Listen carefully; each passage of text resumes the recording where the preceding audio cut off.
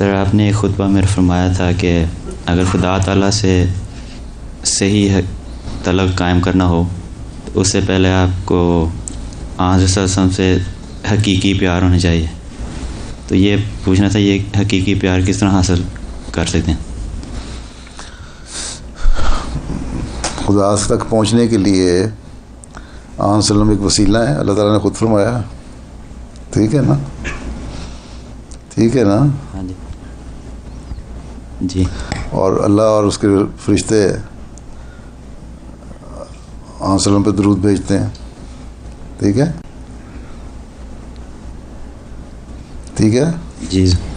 تو اس لیے ایک درود، ایک حقیقی سمجھ کے درود بھیجنا، غور کر کے درود بھیجنا،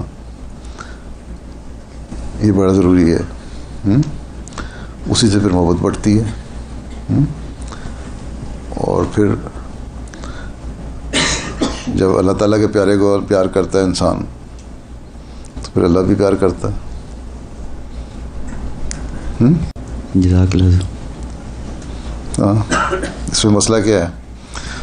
مطلب سوال کیا، ذرا کچھ کھل کے واضح کرو. نہیں، ایک مطلب پیار کا اظہار مطلب مختلف رنگ میں ہوتے ہیں. کیا پیار کا اظہار؟ ایک محبت کا اظہار ہی ہے نا. غیرت ہونی چاہیے. ہاں جی. دین کی غیرت ہوتی نہیں، آن وسلم کی غیرت ہونی چاہیے.